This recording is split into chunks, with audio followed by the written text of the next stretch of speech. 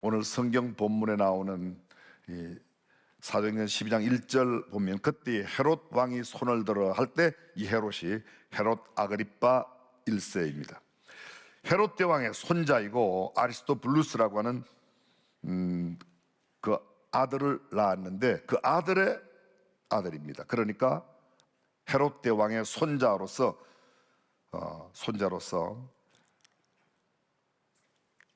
성경 역사에 굉장히 나쁜 일을 많이 한 왕으로도 기록이 되어 있습니다.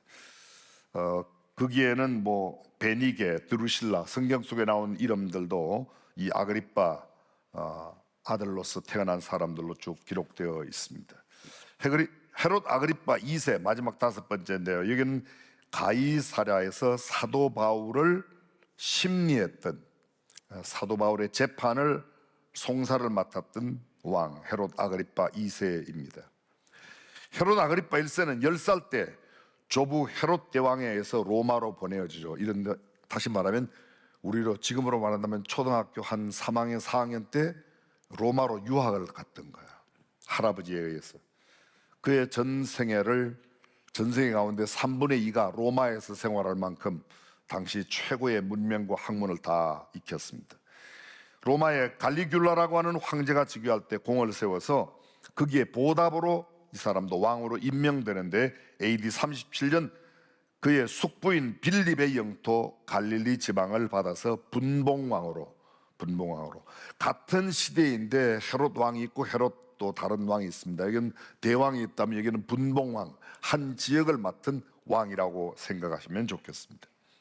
AD 39년 안티파스를 스바나로 추방하고 갈릴리와 베레아를 얻고 AD 41년 유대와 사마리아까지 이른바 헤롯 대왕이 차지했던 그 모든 땅들을 다 회복할 만큼 이 헤롯 아그리파 1세는 어마어마한 왕입니다.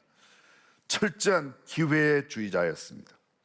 팔레스틴 이외에서는 자기가 헬레니즘을 추앙하는 헬레니스트로 유대 땅에 들어와서 유대인들을 대할 때는 굉장히 율법을 잘 지키는 유대인처럼 그렇게 이중 행각을 했습니다.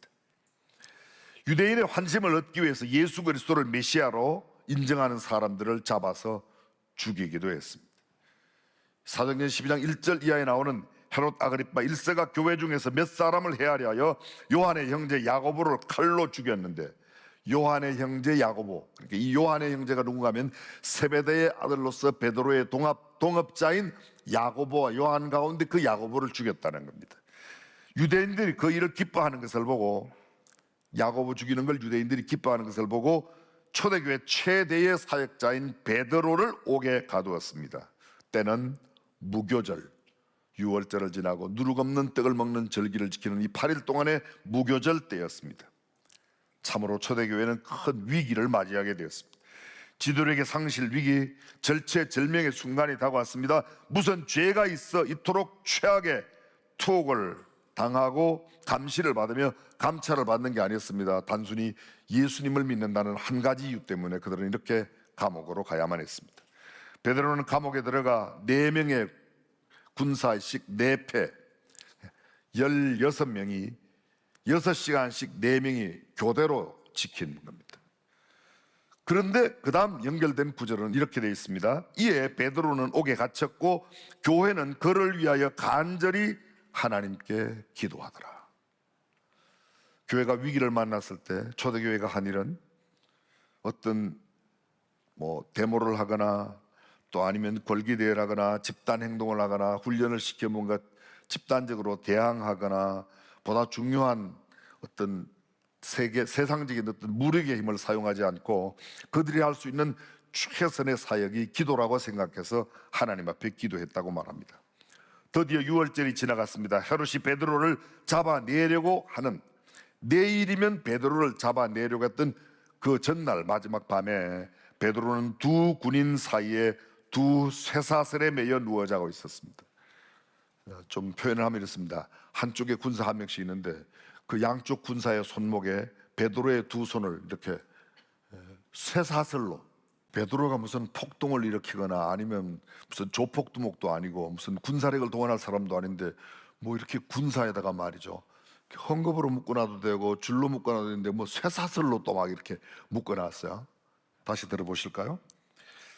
전날 밤 베드로는 두 군인 사이에 두 쇠사슬에 매여 누워 자고 있었고, 제가 깜짝 놀란 부분이 이 부분이에요.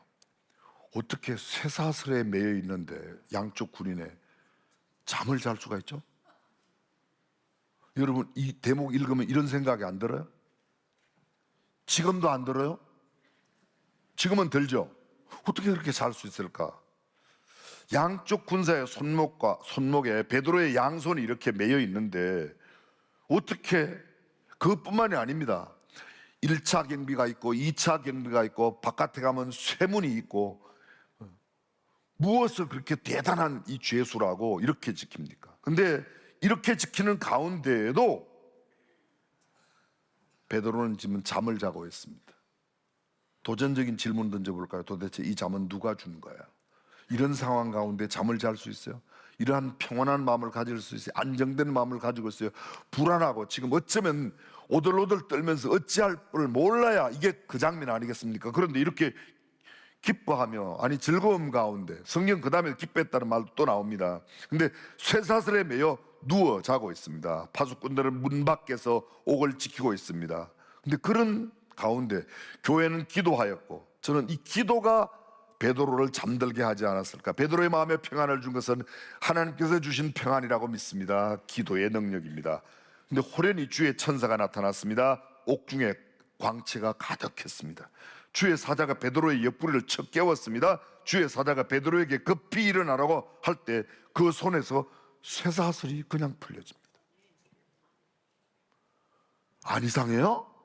여러분들은 하나도 이상하지 않아요. 지금 표정이 뭐 보통 있는 일이지. 보통 있죠? 정말.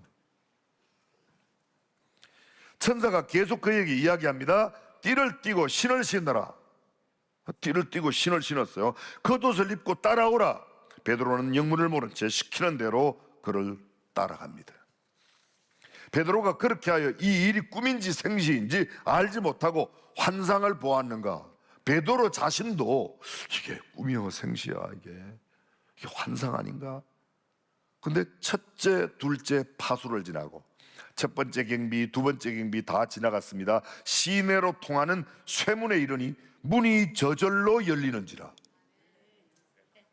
자동문의 효시가 여기에 있습니다. 이게 무슨 과학 기술이 아니에요.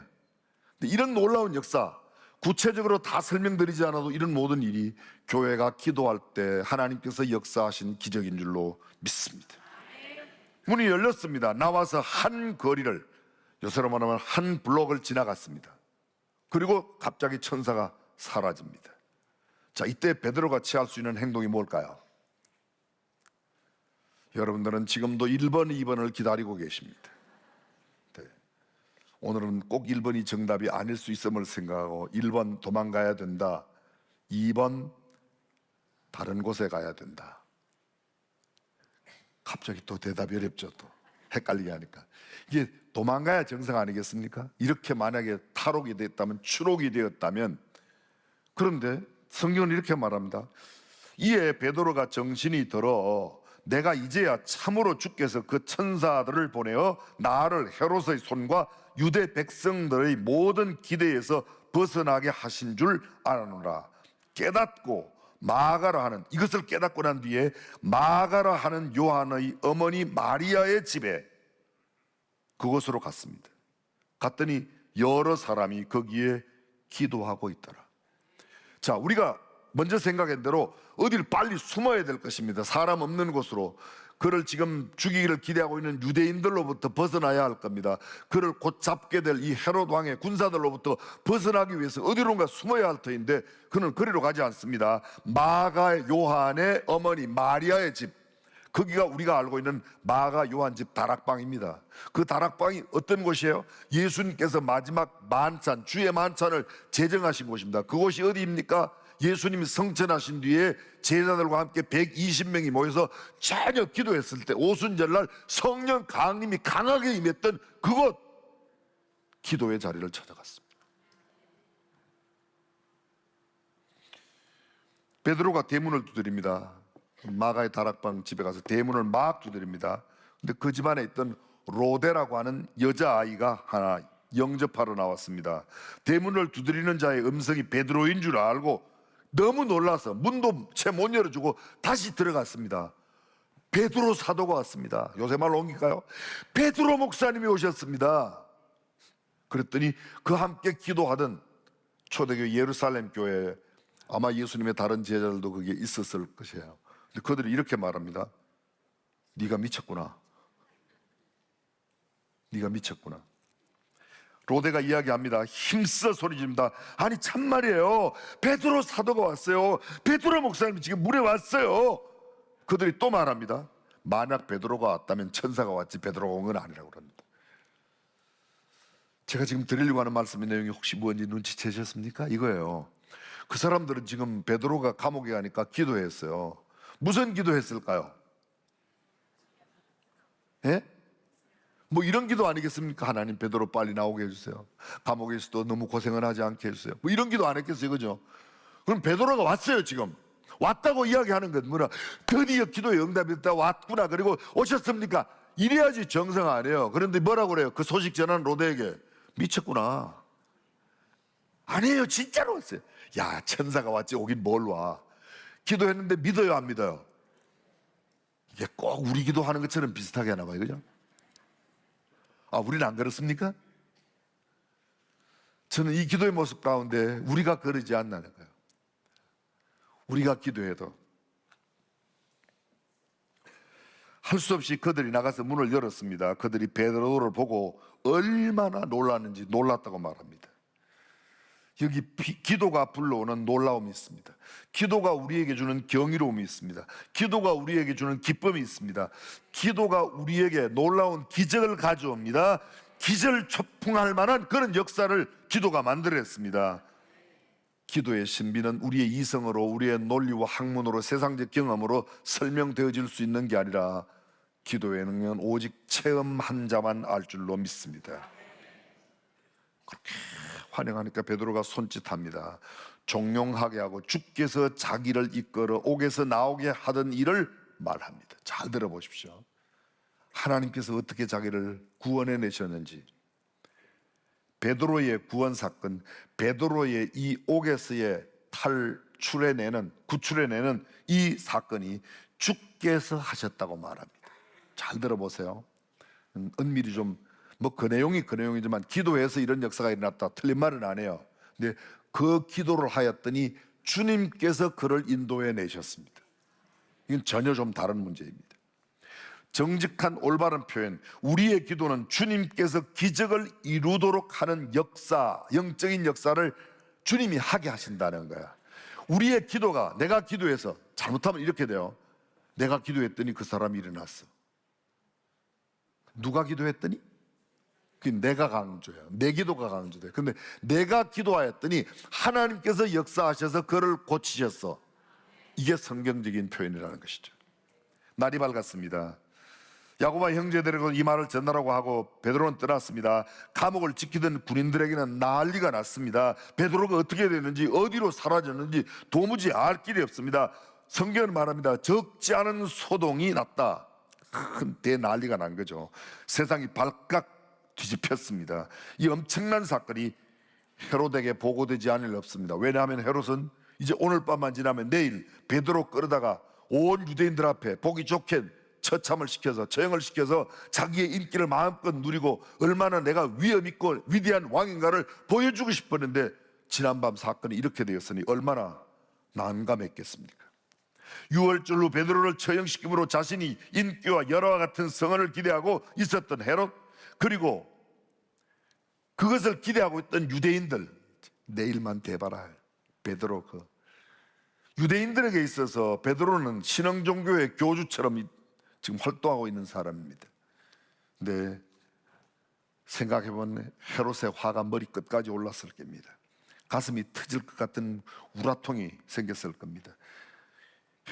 헤롯이 지시를 하죠. 베드로를 찾으라고, 죄수를 찾으라고 고래고래 소리를 질렀었는지 모르겠습니다. 그런데 찾아도 베드로가 어디 있는지 알 수가 없습니다. 그때 이 헤롯이, 잘 들어보십시오, 헤롯이 파수꾼들을 신문하고 죽이라고 명을 했습니다. 파수꾼들을 어떻게 하고요? 그냥 죽이면 되는데 신문하고 죽여요. 신문하고. 제가 또 세금이 안 붙어서 생각을 또 마음대로 했습니다. 무슨 신문을 했을까? 이렇게 하지 않았을까요? 너 어떻게 빼줬어? 너 누구한테 돈 얼마나 먹었어? 어떻게 된 거야? 쇠사슬로 묶여난 게 누가 안 풀어주고야 어떻게 풀겠냐? 1차 경비, 2차 경비, 바깥 쇠문까지 누가 열어줘? 이거는 너네들이 짜고 하지 않으면 절대로 있을 수 없는 거야. 어떤 놈이야? 빨리 나와. 근데 아무리 신문해도 대답할 말이 없지 않습니까? 누구의 역사야? 주님의 역사니까. 그들 모두가 다 죽임을 당했습니다. 누가 빼주라고 했냐? 도대체 이것이 가능한 일이냐? 너희가 공동 모의하지 않고야, 공모하지 않고야 어떻게 이런 일이 일어날 수 있겠냐? 죄수의 양손에 쇠사슬이 풀려진다. 그게 말이 되냐? 1차, 2차, 3차까지 경비가 그렇게 삼엄한데 그게 말이나 되겠냐? 그리고 시내로 연결된 대문까지 나와서 그 대문이 스스로 이미 말씀대로 자동문처럼 열려졌습니다. 우리가 생각해도 일반적인 상식적으로 전문가적인 아주 고상한 식견이라도 이건 도저히 이해가 되지 않는 사건이 일어났습니다. 사건의 배후에는 하나님입니다. 하나님 앞에 드렸던 그들의 기도가 하나님의 역사를 가져온 줄로 믿습니다. 헤롯이 드디어 유대를 떠나 가이사랴로 내려가 거기서 거하였다고 19절 하반절에 나옵니다. 저는 이 구절 속에서 헤롯의 두려움을 읽어냅니다. 이 말씀 속에서 얼마나 두려움과 공포가 크면 더 이상 이제는 예루살렘에 머물러 있지 못하고 왕이 되었어도 왕도를 버리고 어디로 가요? 로마의 총독부가 있는 가이사랴로 내려가는 겁니다. 그렇게 살기등등하여 야고보를 처형하고 베드로마저 죽이려던 그가 교회의 기도로 말미암아 주께서 베드로를 구출해 가심을 듣고 한편 우라통이 터지고 속이 들끓고 또 다른 편으로는 좌절감, 절망감, 수포로 돌아간 자신의 계획과 생각이 산산조각 나는 것을 인하여 망연자실한 채로 야, 나 여기 못 있겠다. 어쩌면 또 이럴 수도 있어요. 불안과 초조해서 너무 긴장이 돼서 야, 베드로를 구해가는 그런 능력이라면 나 하나 정도는 아무것도 아니겠지. 얼마나 불안했겠어요. 그러니까 하다못해 로마의 총독부가 있는 로마 병정들이 있는 그곳으로 가야 되겠다. 내가 얼마나 철동같이 지켰는데 그 베드로가 사라졌다. 그 감옥에서 빠져나갔다. 탈옥이 절대 있을 수 없는데 어찌 이런 일이 일어날 수 있었을까? 진짜 저들의 믿는 예수 그리스도의 역사가 있는 게 아닌가? 진짜 하나님의 역사가 아닌가? 아니면 내 왕자와 왕권을 우습게 여기는 또 다른 세력이 있는 게 아닐까? 아니, 로마가 나를 버린 게 아닐까? 헤롯 더 이상 참을 수가 없습니다. 예루살렘을 등지고 가이사랴로 내려갑니다. 그곳에서 그는 살려고 합니다. 어쨌든가. 그런데 오늘 성경 20절에 보면 헤롯이 두로와 시돈 사람들을 대단히 두려워함을 볼 수 있습니다. 이 두로와 시돈 사람들은 헤롯의 땅에서 나는 양식을 먹는 사람이라 코가 깨어 있는 사람인데 그 사람들에게 자기의 위세를 나타내요. 자기의 위엄을 나타낸 겁니다. 왜요? 우습게 할까 봐. 다른 말로 표현하면 이 사람들이 이러지 않습니까? 나 아직 힘 있어. 이 사람은 지금 힘이 빠진 사람이에요. 진짜 힘 있는 사람은 나 아직도 힘 있어 이런 소리 안 해요. 그죠? 아니 지금 이 이야기를 못 알아들으신다는 거예요 지금? 그렇죠? 그러기에 만만한 두로와 시돈, 지금 이스라엘 북쪽 레바논의 지중해에 있는 조그만 항구 두 곳, 그곳에 있는 사람들이 이 남쪽 곡창지에서 난 그런 알곡을 갖다 먹으니까 이 사람들한테 위험을 보이는 겁니다. 나 아직도 힘 있다고 헤롯이 지금 거짓을 하는 겁니다. 유대인의 인기를 원하던 그가 이제는 내가 내 힘으로 내 왕권을 세워서 무언가 알려보겠다고 합니다.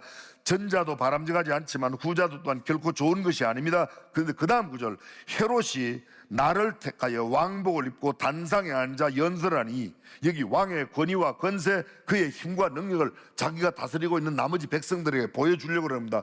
두로와 시돈 사람들에게 막 협박합니다. 공갈합니다. 그리고 다른 팔레스타인 사람들에게도 유대인들에게도 이런 자기의 모습을 드러냅니다. 사람들의 백성들의 반응이 22절에 나타납니다. 백성들이 크게 부르되 이것은 신의 소리요 사람의 소리가 아니라, 헤롯에게, 그들도 이제 살겠다고 헤롯에게 막 아부를 떠는 거죠. 신이시여 당신은 위대하십니다. 난리가 났습니다. 그런데 여러분, 그 다음 구절은 참 대조를 이루어요. 헤롯의 최후, 헤롯의 마지막 모습, 헤롯의 인생의 마지막 종말의 모습이 이렇게 기록되어 있습니다. 헤롯이 영광을 하나님께로 돌리지 아니하므로 주의 사자가 곧 친히 벌레에게 먹혀 죽으니라. 이게 헤롯의 최후입니다. 다른 말로 말할까요? 헤롯이 하나님께 영광을 돌리지 않았다. 다시 말하면 하나님의 영광을 자기가 취했습니다. 주의 사자가, 우리가 조금 전 보았던 베드로의 감옥에 역사했던 주의 사자는 가서 베드로를 흔들어 깨웁니다. 베드로를 인도해냅니다. 베드로를 구원하는 데 역사를 일으킵니다. 그런데 지금 헤롯 대왕의 역사는, 또 다른 주의 천사는 헤롯을 벌레 먹게 하여 죽이게 했습니다. 성경에 하나님의 부르시는 천사, 하나님의 사자들의 두 가지 역할이 나오는데, 하나는 누구를? 하나님을 섬기고 경외하고 기도하는 백성 뒤에 있는 사람들을 건져내는가 하면, 그렇지 아니하고 하나님의 영광을 가로채는 헤롯 같은 왕도, 그 큰 나라를 다스리고 있는 왕이라도 하나님은 그를 주의 사자를 보내어 처치하십니다. 마지막 24절 말씀, 하나님의 말씀은 흥왕하여 더하더라. 그렇습니다. 말씀이 흥왕해야 합니다. 이 세상에 어떤 것들이 흥왕하는 것보다 사람들은 가장 원하는 게 경제적인 흥왕과 호황을 원합니다. 정치적인 안정을 원합니다. 문화, 예술, 교육이 아름답게 성장하는 것을 원합니다. 그러나 우리는 하나님의 사람으로 하나님의 말씀이 흥왕하고 기도의 힘을 나타내고 하나님께서 원하시는 거룩한 역사가 이루어지기를 기도해야 될 줄로 믿습니다. 16세기 종교개혁의 핵심이 뭐예요? 첫 번째 깃발이 뭐예요? 오직 말씀. 졸라 스크립투라, 졸라 피데, 오직 믿음. 졸라 그라티아, 오직 은혜. 솔루스 크리스토스, 오직 그리스도. 솔리데오 글로리아, 오직 하나님의 영광. 이 다섯 개가 종교개혁의 깃발입니다. 첫 번째 깃발이 뭐야? Back to the Bible. 말씀으로 돌아가라. 말씀으로. 오직 성경. 그렇습니다. 계획은 이것으로 이루어집니다. 우리 중앙교회가 세대방을 건축하면서 100만 기도 운동을 펼쳐왔습니다. 지난주 통계로 100만 명이 막 넘어섰습니다. 오늘 101만 명을 돌파할 것으로 예측됩니다. 흔히 말하기를 집은 벽돌로 짓고 가정은 사랑으로 세우고 성전은, 예배당은, 교회는 기도로 짓는다는 말이 있습니다. 건물은 돈으로 짓지만 교회는 말씀과 기도로 세운다는 말이 있습니다. 기도 외에는 다른 이유가 없다고 주님 말씀하십니다. 내 집은 만민의 기도하는 집이라고 말씀하십니다.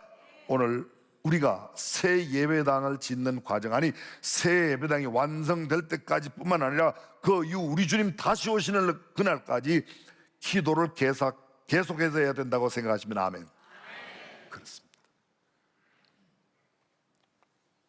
사무엘은 이렇게 언급합니다. 기도하기를 쉬는 죄를 범치 말게 해달라고 기도합니다. 선한 일을 하고 행치 않음이 성경적인 기준이에요. 해야 할 일을 하지 않는 것 죄입니다. 하지 말아야 될 것을 하는 것 죄입니다. 기도하지 않는 것도 죄입니다. 말씀에 벗어나면 죄입니다. 말씀에 더하면 죄입니다. 말씀에서 빼버리면 죄입니다. 기도하지 않는 게 죄입니다. 성경은 말합니다. 기도는 영혼의 호흡이라고 말합니다. 그런 말씀드리지만 지체 하나가 잘려나간다고 죽지 않습니다. 호흡은 끊어지면 죽습니다. 사랑하는 성도 여러분, 저와 여러분들이 기도의 사람이 되시기를 주님의 이름으로 축원합니다. 기도하십시오. 힘들고 어려울 때, 인간적인 머리로 도저히 해결될 수 없는 그런 문제에 부딪힐 때 부르짖으십시오. 주님께 외치십시오. 힘이 없으면 주님 앞에 힘을 달라고 기도하십시오. 아니 그 힘마저도 없다면 흐느끼며 영어로 마음으로 호소하십시오. 기도가 기적입니다. 기도가 역사를 만들고 기도가 하나님을 움직입니다. 기도가 대적을 물리치고 기도가 용기와 힘을 우리에게 제공하여 줄 것입니다.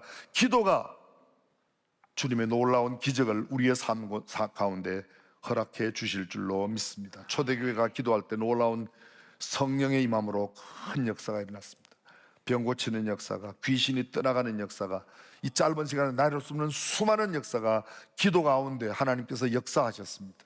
지금은 힘들어도 합력하여 선을 이루시는 하나님께서 반드시 좋은 결과를 주시리라고 믿지만 우리가 할 수 있는 일, 기도해야 된다고 생각합니다.